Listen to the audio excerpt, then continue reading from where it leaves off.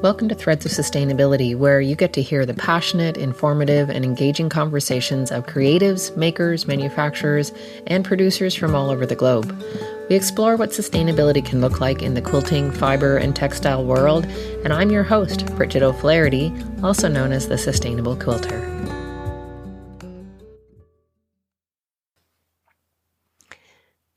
Welcome to another episode of Threads of Sustainability. I am your host, Bridget O'Flaherty. I'm going to be talking with Krista Hennebury, and she is from Poppy Print. You may recognize the name. She is a geologist by training and a quilter by choice. She started in around 2000 and currently lives in Bowen Island, BC.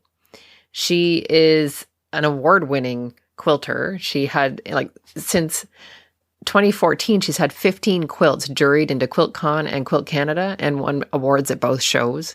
You've seen her patterns in lots of different magazines: Quilt Now, Simply Modern, Australian Homespun, Quilter Connection. She's done over 90 Zoom events around the world through COVID. And she describes her work as traditionally informed modern quilting, and she uses designer prints, solids, linen, and retired clothing. She has a book, Make It, Take It, and that was published by Martingale in 2015, and has twice been a guest on American Patchwork and Quilting Podcast with Pat Sloan. So she's got a lot behind her in the quilt world, and she was kind enough to chat with me. We met back in 2019 at Quilt Canada and have stayed in touch since.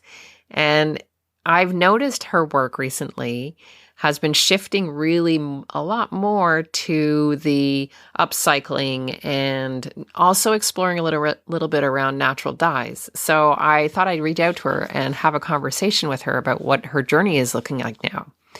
And it was a really interesting conversation. It's really been for her over the last few years about exploring what her own creativity is really wanting instead of working towards workshops and classes.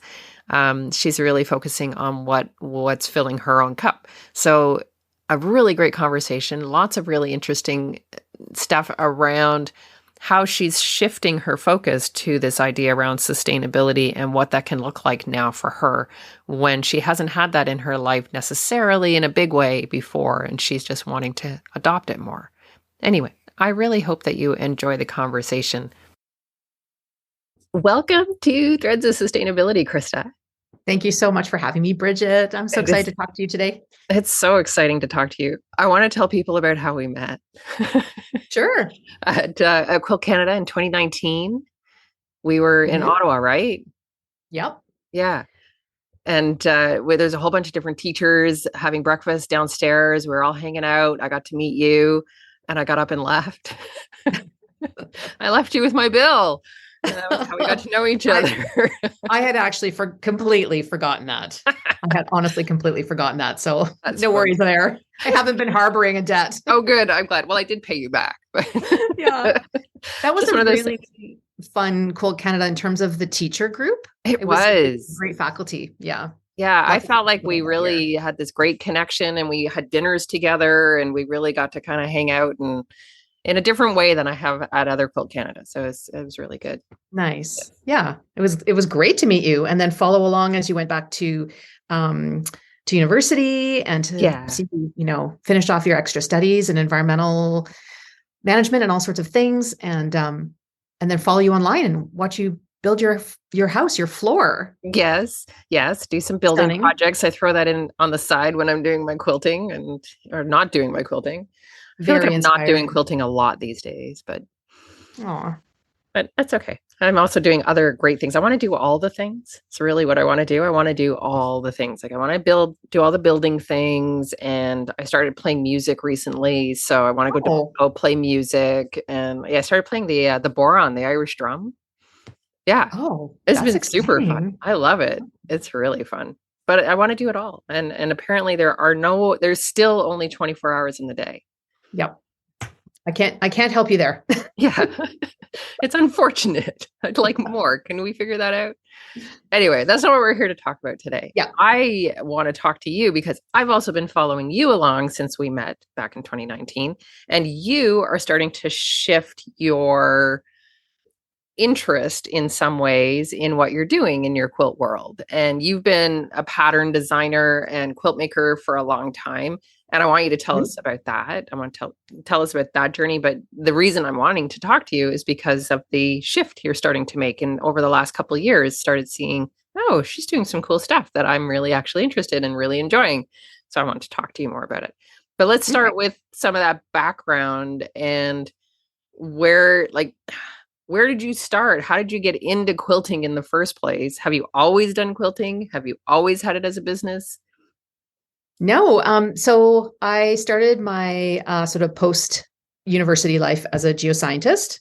Okay. And I worked for as a research assistant to a professor, and I got to travel and work up north in the Yukon and then in the Northwest Territories. Cool. And also in a university laboratory environment. And then I also did some traveling overseas, and then decided to get a sort of career style job and started working for BC Hydro as a geoscientist and then an environmental project manager. Nice. But then when our first child came along, I really I had a 6-month mat leave, and I didn't have any friends with babies yet. I was sort of on my own at home, and everyone else was working. And so I took the advice of a prenatal class instructor who said, you do something for yourself one night a week when you have your babies, just to, get a break, get out of the house, let your partner have an opportunity to do one-on-one care. And so I signed up for a woodworking course, which has nothing to do with quilting. No, well, sort of. I think there's a lot of synergies there. Well, I known how to sew, but I always liked making things and being creative. And I thought, oh, woodworking would be really fun. And I won't belabor that story, but eventually after our second child came along, the woodworking didn't, I did another course. I made another thing, but then we moved to a home that didn't have anywhere I could make sawdust. And so it didn't have any sort of rough areas or a garage. And we moved close to a small village, if you will, like an old village center in North Vancouver. And there was a quilt store there. And I walked in one day, just kind of had my stroller with my baby in it and ran my hands down all those bolts of fabric that were standing on the shelf. And I was like, I do really like fabric. And I actually had a small collection of just pieces of fabric I'd pick up at various types of stores, remnant rolls and things. And I would sometimes make placemats, very simple things, or a table runner that was quite simple, not anything quilted, just like one piece of fabric with a hem. Right. And I just was really inspired by the shop. So I signed up for a class, and they kind of weren't going to let me take it because I'd never made a quilt before. And I said, I promise I'm a fast learner and I'm very independent. I can sew. Of course, I knew nothing about a rotary cutter. Right. I knew nothing about how much it cost to set up all that stuff. Right. And I didn't know about a scant 1/4 inch seam allowance. So I tried really hard to kind of fake it till you make it in the class. But the teacher was wonderful, and she noticed a few things that I was struggling with and really took care with me. And so that was my very first class. It was a row by row sampler, and I was completely hooked. And I just signed up for all the classes. And within a year and a half, I was working part-time at that store and never went back to my professional career. Got sucked right in. So that was in the year 2000. So I joke with students that I learned how to quilt at the turn of the century. Right. Which I think sounds awesome. The funny thing was my mom took up quilting when I left to go to university. My mom had been a lifelong knitter, and I knew kind of how to knit, but I wasn't really a knitter. So she and I were learning to quilt on opposite, like she's in Central Canada, I went on the West Coast, and we were both quilting, but never together. I've never lived in the same place as her again. But we've done a couple of collaborative projects where I do the piecing and she does the hand quilting. That's her favorite. Nice. So, because I started my quilt career journey life in a shop whose business is selling fabric, I never really was exposed to the idea of quilting as a way to use up stuff or to use old clothes or old things to be repurposed. It was all about new. Right. I only knew quilts were made with brand new fabric. That's how I started too. Yeah, totally. Yeah. Like I honestly it didn't occur to me. I just didn't have any background or experience. And then in 2004, we went back east to visit my family, and there happened to be a display of some of the quilts from G's Bend at Edinburgh Books on Art. And my husband saw the article in the Toronto Star that was in the airplane on our way there, and he put it between the seats to show me. And I was like, I'm going there. So we literally got off the plane, drove downtown, and he took the kids and I went and saw this display of incredible quilts made with corduroy and old work jeans and Awesome. dressmaking fabric and like woolen gabardines and like, the most beautiful things. It was also really my first exposure to improvisational quilt making. Oh, And so okay. it was life-changing. And I'm Yeah. so glad that happened early on when I started making quilts, but it took me a long time to gain enough technical confidence Sure. to move into that style of quilt making. And it still took me a long time too to incorporate old clothing, like, my husband's retired shirts, which I started saving after seeing those quilts, but I never used for many years. Right. In terms of where I'm at now, yes, you are correct that I did start designing patterns. I don't have so many, but I have, several patterns, and I've been teaching quilting workshops fairly full-time as my profession since 2013. I mean, I Okay. started teaching like way back in 2005, but And what's your favorite teaching? What's your favorite course? What do you like to teach? Speed Date with Improv is by far Oh, my nice. most favorite, just because it's eye-opening for so many people. I Yeah. tend to work a lot with traditional guilds who have members who are interested in improv but don't know where to start.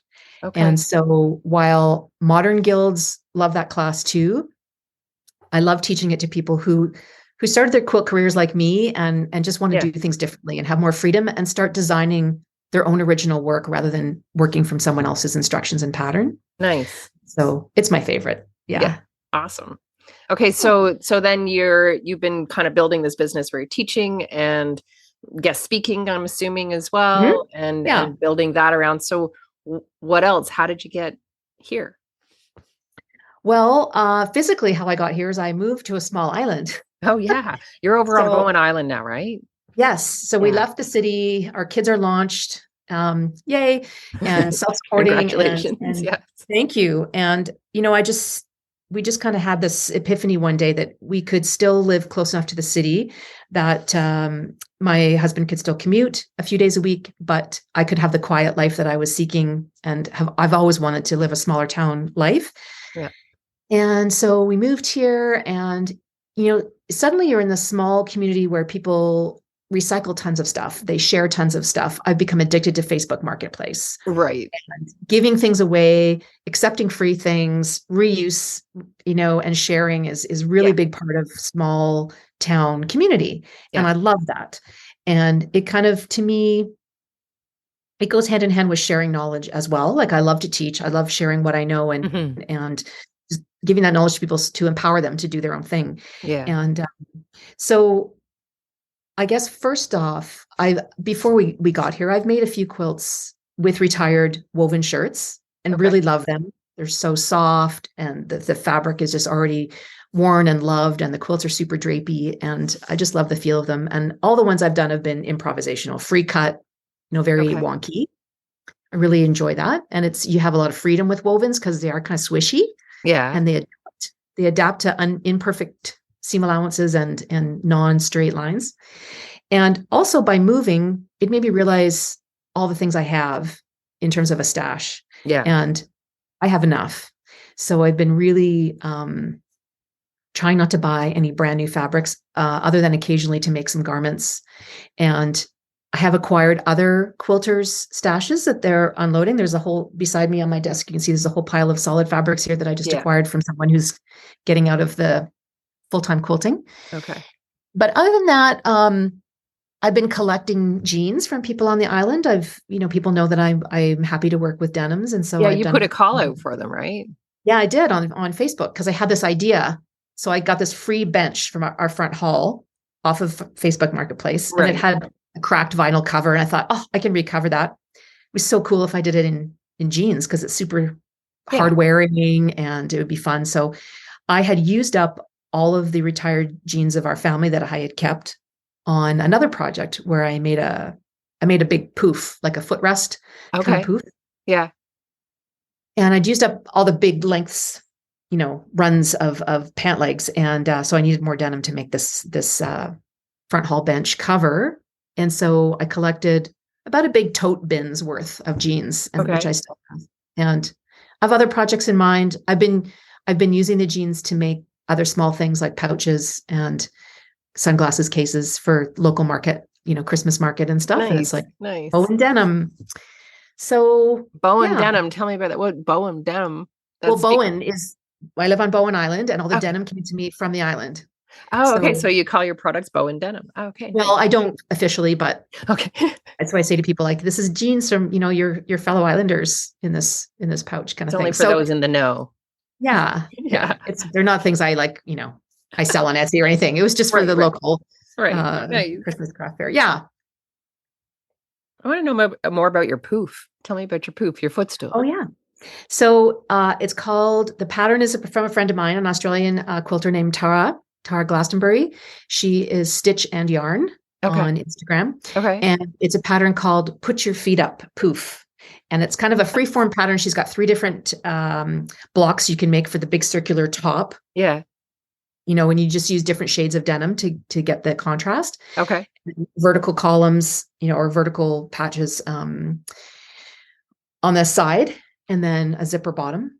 And it was amazing because as we were packing up our house to move, you get to the back of the linen closet, and it's where all the towels that are unraveling at the edge, or the old duvet that, no longer fits a bed size. You don't have that bed size anymore.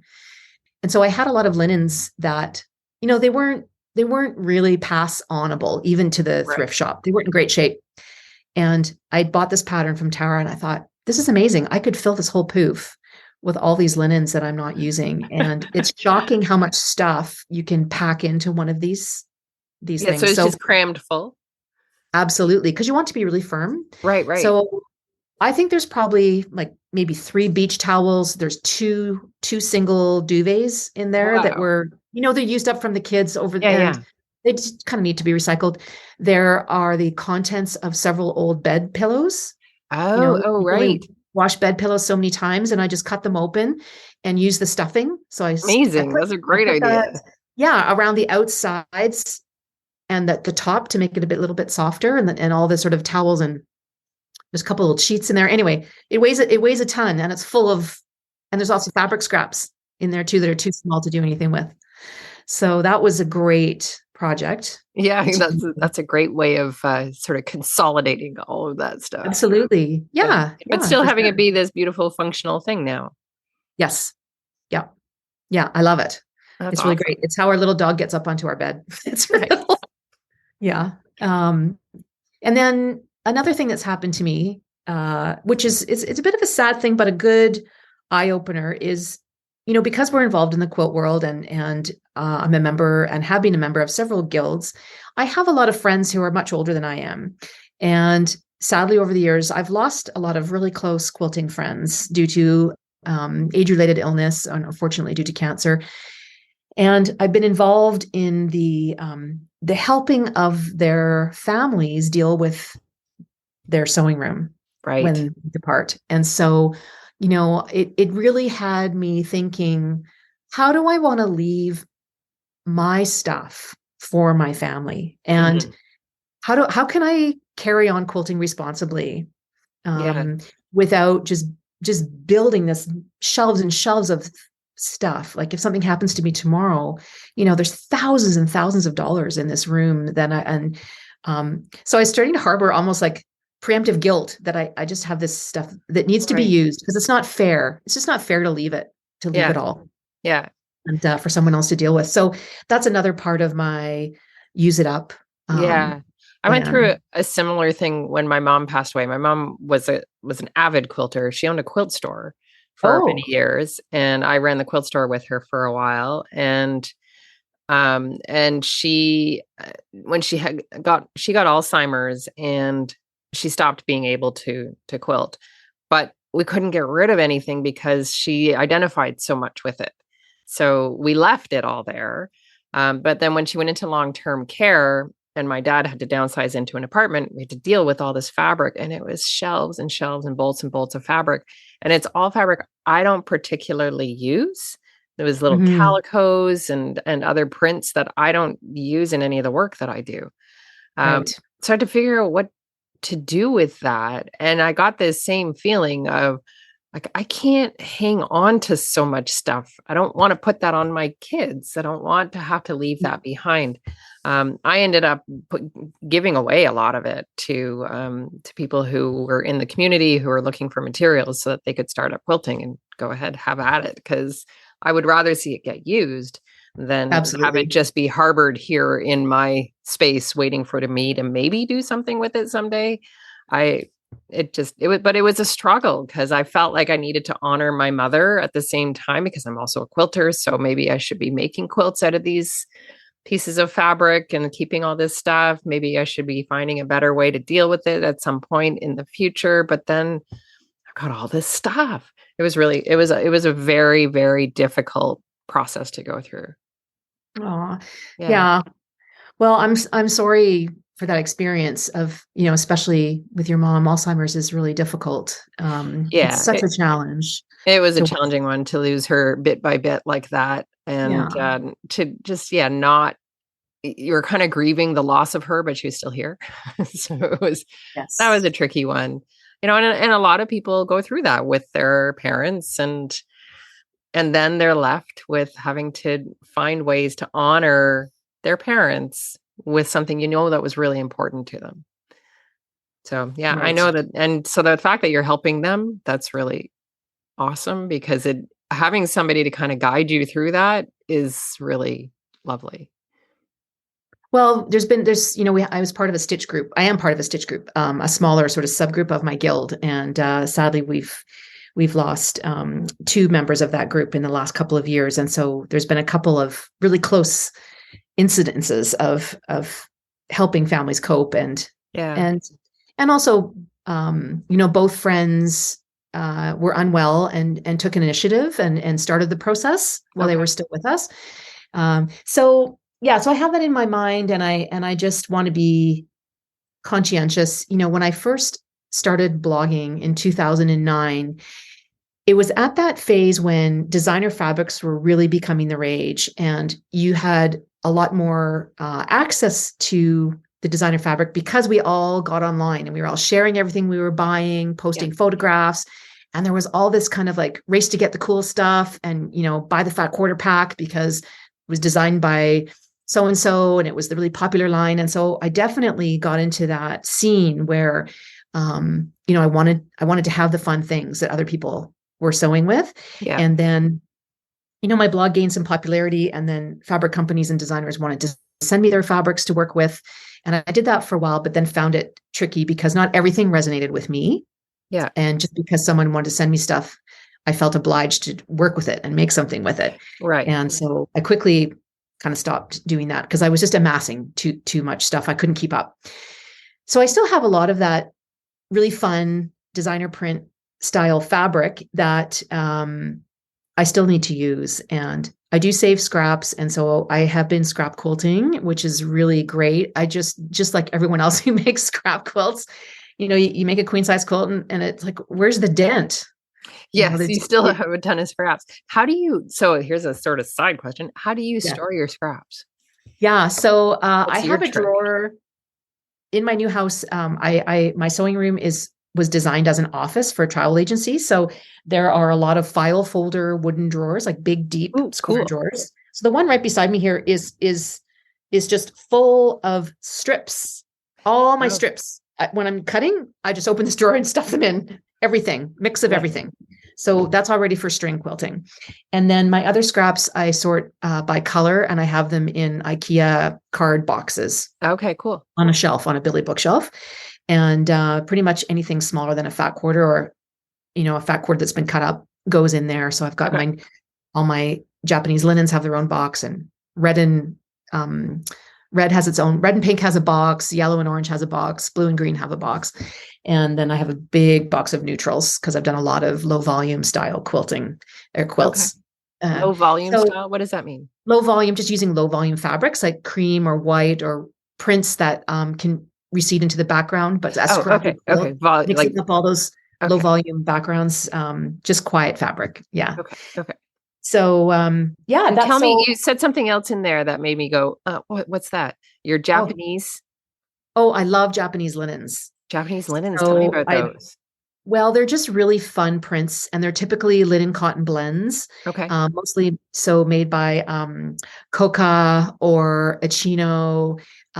Some of the American designers also have them printed, like Cotton and Steel used to, and so Okay. now the Ruby Star Collective, they have a lot of their stuff printed in Japan. And so because I make a lot of bags and pouches and totes, I like a slightly heavier weight of Okay. So they're a fabric. bit of a heavier density to them. Yeah. Okay. Yeah. And they just come in super fun prints. A lot of them on a very plain, just natural linen colored or canvas background, and then just Okay. cute prints. Lots of cutesy stuff. They're just really fun. Nice. And so I save all those scraps, and they have their own shelf Okay. and their own box. So I still buy those occasionally new. I buy a fat quarter at a time because you can get a couple of pouches out of a fat quarter Nice. type of thing. Yeah. But I definitely have been doing a lot more thinking about the way I'm using upcycled garments. And so I've been saving sleeves from shirts. I know you had Zach Foster on the podcast recently, and I love all the stuff. I've been following him for a long time, and I just love the stuff he does with clothing. Yeah. And he once made a baby quilt, and he made this kind of wonky Dresden. The whole quilt is sort of roundish Cool. out of shirt sleeves that he pieced as wedges. Right. Just the whole sleeve opened up on the undersleeve. So I have an idea. I'd like to riff on that a little bit. So I've got this whole drawer full of sleeves that I've been saving and only making with the front panels and the back of shirts. Yeah. And so I have this thing. I've made 3 shirt quilts now, and I make the quilt mostly out of the front panels of the shirts, and then I cut the back into a square, and I piece the back of my quilt out of the backs of the shirts. Oh, backs of the shirts. Okay, cool. It's really great because you can, out of a large men's shirt, you can get a gigantic square off the back. Yeah, absolutely. And if they have a pleat, I just unpick the pleat, and it's a nice big canvas. So piecing those together makes a quilt back really, really quickly. Like many of you, I'm deeply concerned about the urgency of climate issues and the environmental impact of the textile industry. And as I've thought about this over the last few years, I've realized that there's this huge need for a supportive community that celebrates sustainable practices and shares knowledge and inspires change. So I'm excited to announce the Green Stitchers Hive, and it's a place for textile lovers who share that passion for nature, creativity, and sustainability. There is a range of exciting programs and events going on in the Hive. It's an online space with virtual sewing circles, a curated suppliers directory. There's monthly virtual Hive gatherings where we come together and share our projects and our ideas and our insights. There's also tutorials and courses and live events going on. It's an exciting space. If this is something that you're interested in, you can head on over to my website at bridgetoflaherty.com and you can register there. Yeah, I've also I had a friend of mine asking me really recently what she could use. She's just started into quilting and she's so excited. And she did her top is just a lap quilt, and it was the 1970s layered skirts, like they have the long strips of fabric, and they're in a big circle. So and then they have the layers as well, like the horizontal layers. Yeah, all gathered. Yeah, all gathered. Tiers of gathers. Yeah, yes. Tiers of gathers. So that's what she had. So she's pulled that. She's deconstructed that whole thing. Amazing. And then made a just a 9 patch squares to put together to make a quilt.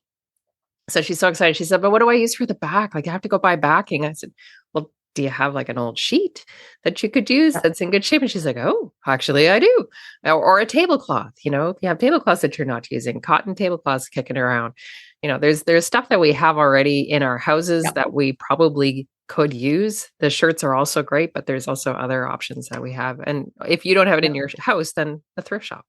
When I go to the thrift shop, my first spot is to go over toward the linen section, and I look for table linens, sheets, and curtains to see what I can find. Curtains. Yeah, and cotton and linen. Yeah. Someone once, when I went to teach in Winnipeg, Brenda, who's just lovely, she picked me up at the airport, and she met me at the bottom of the escalator holding a tote bag that had my name quilted. She'd done improv piecing, the letters of my first name, and she was holding it because we never met. I didn't know what she looked like. And it turns out it's the special tote that's a perfect square that fits a featherweight case. So she knows that I sew on a featherweight. Nice. And I travel. And I love it because it's an upcycled Swedish tablecloth. So it's an orange and fuchsia linen tablecloth. And so she made the handles and the inside of so cool. This gorgeous tote. And I just love that it's upcycled. And she made my name, out of scraps that she had in her stash. And yeah, I love that. Linen, like old table linens, are amazing. They are so beautiful. I've been really strong. They're strong and they feel fantastic. And I was really fortunate. I recently was interviewed by my local radio station, which was really exciting because of the podcast. And somebody phoned me up and said, "Oh, I hear you really want linens. I've got this box from my mother."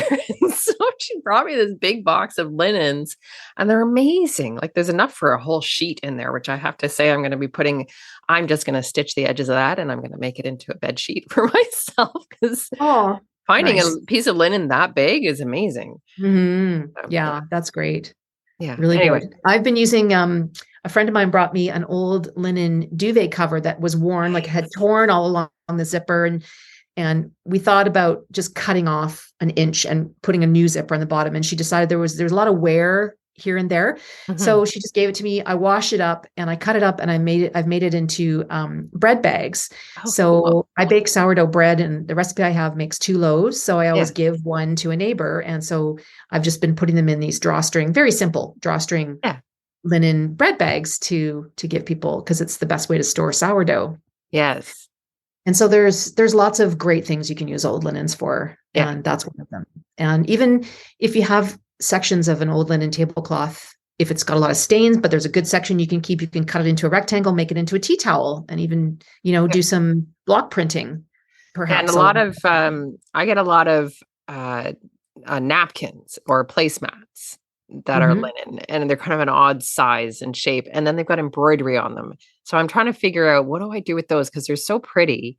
But I don't quite know how to use them yet. I haven't figured that out. So I've done some stuff with those.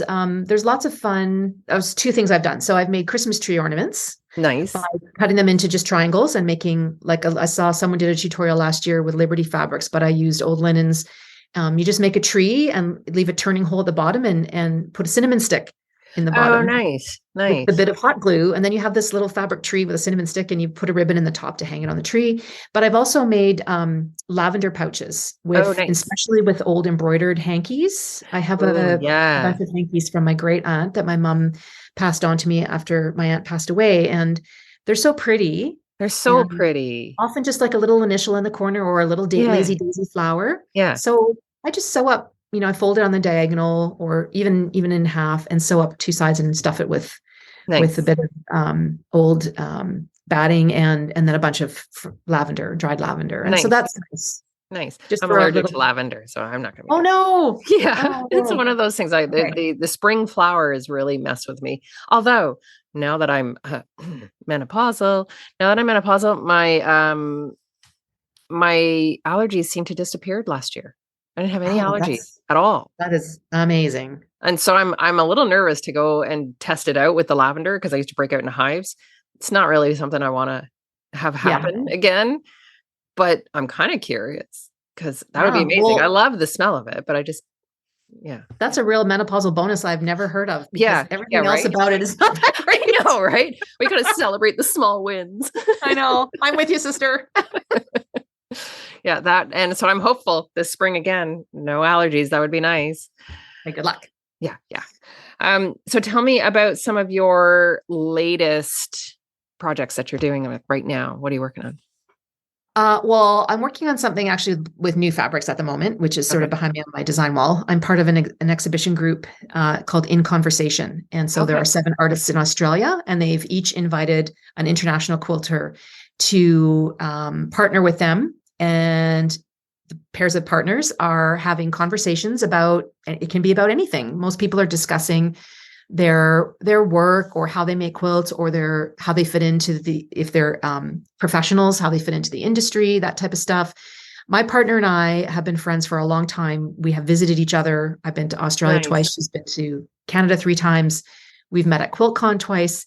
So we have a long friendship, and we both love swimming. And so our conversations have been more about unrelated to quilt making, Right. but have brought us to a place where we're both making quilts that are, somewhat influenced by the fact that we love to swim in the ocean. Nice. So that's what I'm working on now. But I love it when those kind of collaborative projects happen where you end up exploring things you probably never would have without those collaborations. Yeah, I think that's true. Part of this project, and part of the reason why my friend Lorena invited me, was because she knows I've struggled the last few years with creativity, and sort of had a big thing happen in our family in 2019, which put me on pause in terms of creativity. I had to take some time out, and then everyone's been affected in different ways with COVID by the pandemic. Yeah. And for me, I've mostly just been working, teaching during the pandemic, because work exploded on Zoom. Yeah. So I've been doing tons of lectures, tons of teaching, and not really spending any time with my creative self and sort of figuring out where it is I'm headed. In the midst of all this, we moved. Right. And now I live with this. I'm so fortunate. I live in this beautiful place with an incredible view of the ocean. And so I find myself staring out the window for many minutes, sometimes hours in a day. And I haven't been doing a lot of work, to be honest. Right. So I think part of her reasoning to get me onto this project was to give me a bit of a creative boost. So yeah, well, and just give you a bit of a focus that takes you out of wherever you were and into something else. Yeah. I think I just want to talk to you a little bit about that creative pause that you had, because I have experienced creative pauses in my life as well. And it's usually through grief. And, a lot of people will say that creativity helps you get through grief. Well, for me, I couldn't access my creativity at all. Yeah, I felt the same.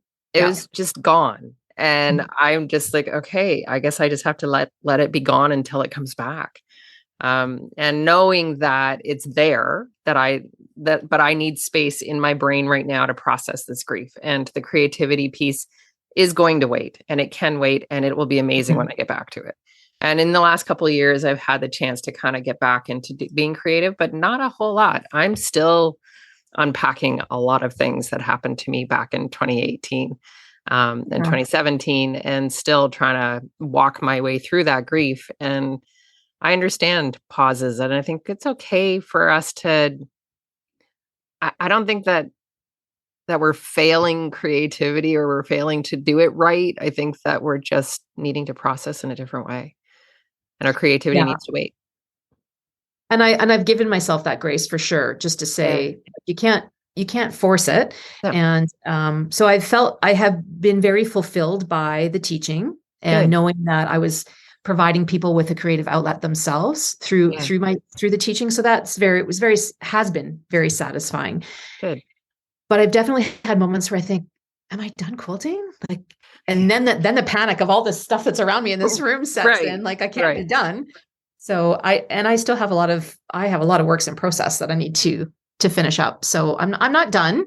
But I also think it's okay to take some time off. So what I did to try and support that, once I said, it's okay not to work on my own stuff, is I signed up for a few workshops myself during the pandemic. So I learned to make a t-shirt entirely by hand. I completely hand sewed stretchy jersey knit fabric. Yeah. And, amazing. With Louisa Sandstrom. So that was a class I took through the Tattered Blue Library in the States, and it was just fantastic. And then I took a class, I learned how to stitch Kawandi with Sujata Shah. That was a lovely very peaceful hand sewing project that is a really good project to use scraps. And Tell me her name again. I missed her name. Sorry. Her name is Sujata Shah. Okay. Yeah. So she's down in California, and she's a wonderful teacher. And then I so enjoyed her company that I took a second class with her to make a scrap sort of improv baskets quilt, all using stash, so that also felt great. So those were 3 workshops I took that I signed up for a whole bunch of lectures as well, just listening to other people talk about their creativity, wondering if it would spark something, but it didn't really ignite anything within me except just being impressed by what other people were accomplishing. Sure. And I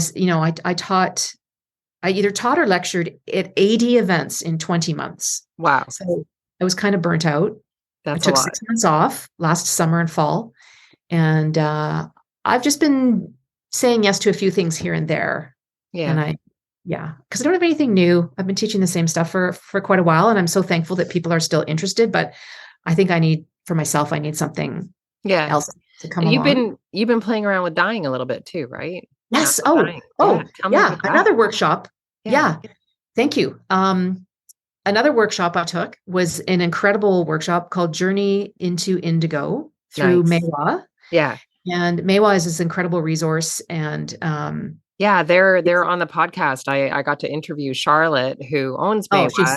She's incredible. Amazing. Like, what an amazing human being. So I think that's episode, I can't remember the episode number. Anyway, she's on the podcast earlier on in the last year. She's one of my first podcasts. So. Oh yeah, she's lovely. So I've taken courses over the years there at their symposiums. I took a G's Bend quilt workshop there.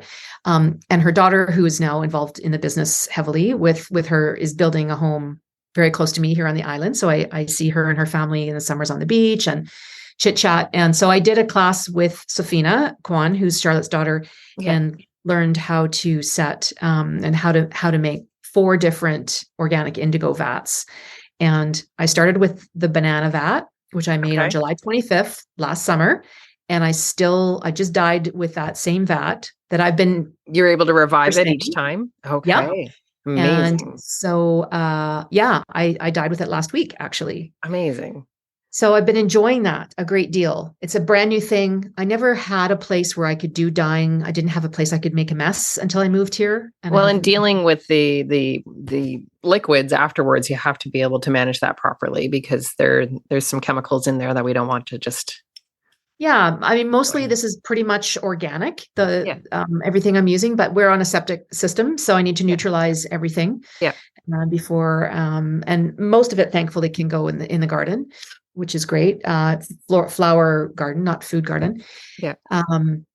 So that's been super fun and exciting. That's awesome. Yeah, I just looked it up. It was episode 11 that I got to talk with Charlotte. So yeah, I'll check it out. And it was when I was in Vancouver last year at Quilt Canada. I got to go down to their store and up into their warehouse and meet with her there. It was so amazing. I'm walking through, just looking at everything. Their textile library upstairs in the loft on Granville Island is just outstanding. Yeah. It was amazing. Yeah. Special. Mm-hmm. Yeah.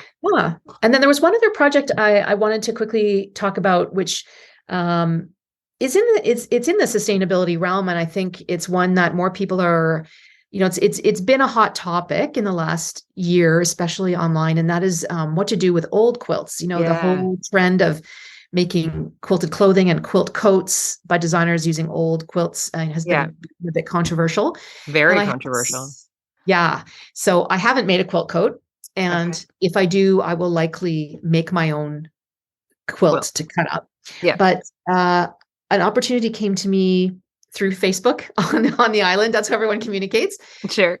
That a fellow islander had a special quilt that had been his mother's. And his mom I believe she was turning 85. And she'd had the quilt since she was in her early 20s. And it was a fundraiser quilt that she won as a young woman and used her whole adult life. And so it was a yellow brick road pattern made with solid fabrics. And each person who got a ticket had their name embroidered on a brick or a rectangle of fabric, and then they were sewn together. So the quilt was all these embroidered names from. So what era? When would this have been made? 65 years ago. Okay. Yeah. So post-war, post-Second World War. Yeah. So 50s or something like that. Yeah. Yeah. So the quilt had been well loved, and the whole top row was degraded and falling apart from being pulled up on the bed. All those years. Yeah, the fabric. Fabric was literally worn, threadbare. A lot of the embroidered names had become unstitched.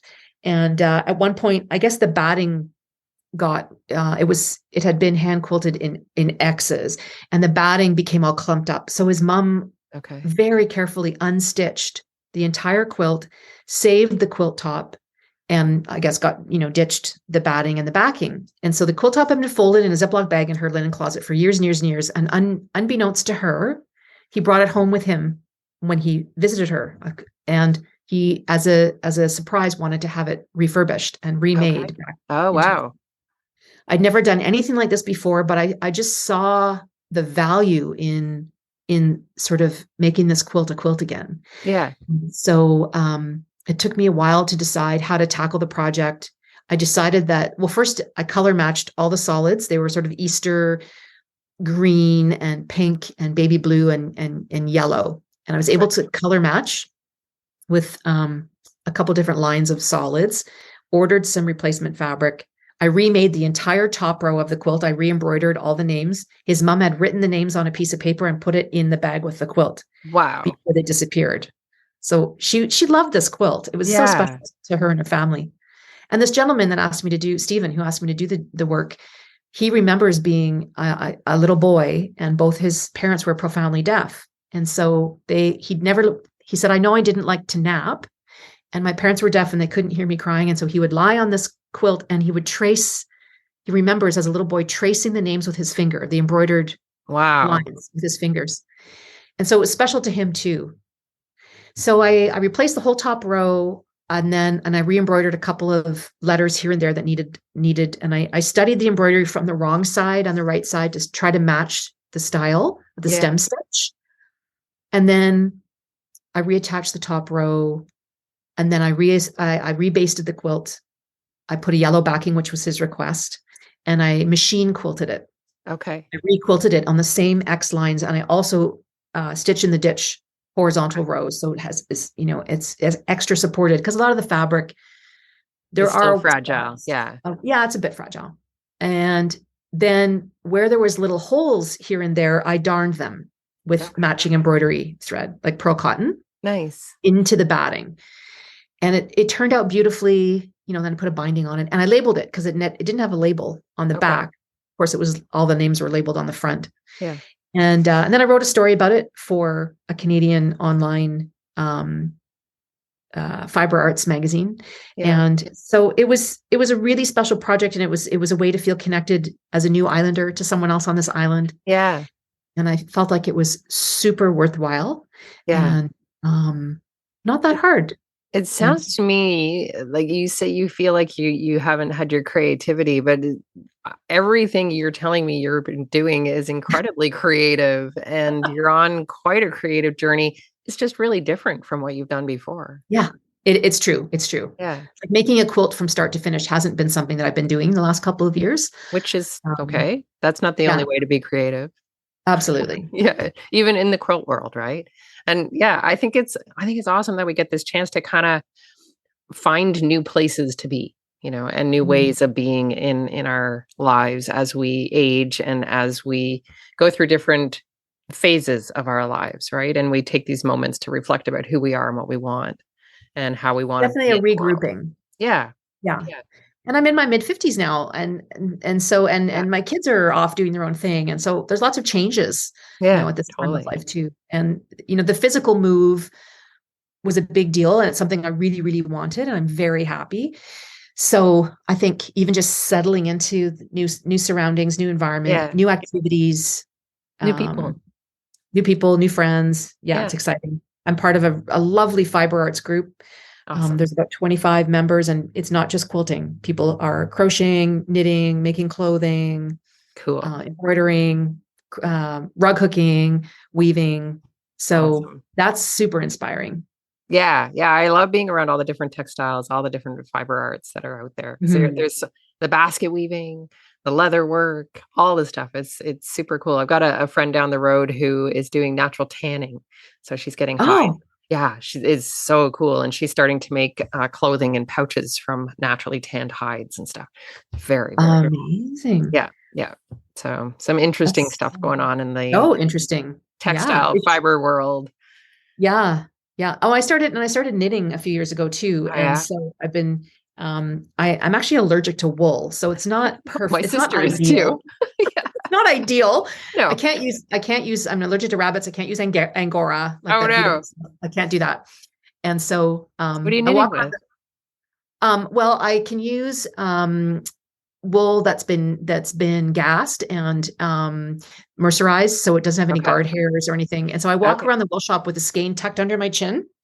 I walk around, and then if I move it and my neck is all red, I know I can't knit with, with that wool. A little Can't testing. use alpaca. Oh, Yeah. it's so So lovely. There's like, I walk into the stores and I'm just like, oh, I don't even knit, but I just love the texture and I love it. It looks so delicious. it is, and it's and all the hand dyed stuff is really beautiful. gorgeous. Beautiful. So yeah, so I feel like you're right. I'm a creative person. I always will be a creative person, and it's been okay to not be full time, 24 hours a day, thinking, breathing, living, quilting. Yeah. But sometimes it's when that's all you've been doing for so long, it can be a little bit scary. Yeah, well, and you're letting go of what you think you're supposed to be. Yeah. But I must say that it's scary. Yeah. But bringing in new materials that are different, new old materials has been really exciting, because it changes the way you think about your fabric too. It gives you, so this is something that I tell students lately, that, when you use secondhand clothes or upcycled fabrics, they're potentially less precious in the sense that you haven't gone out and paid $18 a meter for a perfect, pristine thing that you don't want to cut up because it's somehow special, because it was sort of expensive. But when when your partner or yourself or someone else you don't even know has worn a shirt out and the elbows are ripped and the collar is done, it's paid its dues. There, it's made, it's been used and it's ready for a new life. And so it feels like you have a bit more freedom with it. I maybe get that. Make a cut and it doesn't have to be perfect. And so a seam doesn't have to be perfect, and you can recut it or cross cut it, sew it again. And it doesn't have that sense of waste that I think a lot of people panic about with brand new materials. Yeah, I get that. Yeah, Sonia Oblak talked about that same thing as well. So it's just that it's a little bit of freedom in that, that it's okay, because this is not this precious piece that we've had to invest in, and we've only got enough to get it right. And then, it's with the upcycling and using thrifted fabrics and materials, you have a little more freedom to add just another piece if you happen to make a mistake. So and I guess the improv quilting also gives you a lot of freedom in that, right? Oh, absolutely. I love it. I rarely use a ruler anymore to cut fabric. I haven't done improv quilting yet, but I mostly do my thread painting. So I guess that's improv, maybe. I think it really is. Yeah. It's ball painting with thread. It's, it's your brush. I have an idea of what I want to do, but until I get into it, I don't know which threads I'm going to put where, and where I want to add shading and what I want to do differently and highlighting and how I might want to accent something. It's more in the moment of as I'm stitching. That's exciting. Yeah. I like it. Thank you for this. This has been a great conversation. Tell people where they can follow you and find you online if you want to be. If I want to be found. If you're at all interested, you can check me out. I mostly post on Instagram. So you can find me at Poppy Print. Okay. And my blog is pretty sleepy. It's pretty dormant. It's still there. There's still lots of good information there, right? There's tons of years. There's 12 years of stuff there. I used to write prolifically, almost daily on my blog. So there's travel logs. Photography is another hobby of mine. So there's travel logs there. There's several tutorials and there's all kinds of stuff. So that's awesome. poppyprintcreates.blogspot.ca. Okay. Or .com. We'll put the link into the show notes for sure. Sure. Yeah. So that's still there. There's a lot of resources there for sure. And but I'm most active on Instagram. Nice. That's where I get to see what you're doing, and out for your swims, and I keep waiting to see the whale pods. That's what I want to see. It's so hard to photograph because, when your eyes are glued to those binoculars, you don't even want to take a second to try. No, I know, because they disappear. Well, thank you for this. Thank you so much, Bridget. Fantastic talking to you. I really, really enjoyed the conversation. Me too. Everybody's sustainable journey looks different. It's very individual. And what might work for one person may not work for another person. And I think that that's one of the cool things about all these conversations that I'm having with these different people, different artists, is that we're getting to see the different ways that we could maybe bring sustainability into our creativity and into whatever it is we're wanting to do. I think that having the space, giving ourselves the space to explore that is super important. And I appreciated hearing all that perspective from Krista today. I thought that was a really interesting conversation. I hope you enjoyed it as well. If you're interested in a community that engages with sustainability in quilting and textiles, you can join the Learning Hub at BridgetO'Flaherty.com. There you will find memberships, online courses, supplies, and resources for sustainability and my textile art. You can also book me to speak with or teach your group. You can find me on social media at The Sustainable Quilter. Don't forget to comment, like, and share, and to follow me on your favorite podcast app so you won't miss an episode. Thanks for joining me, and I'm so excited to share this journey with you. Until next time, happy stitching.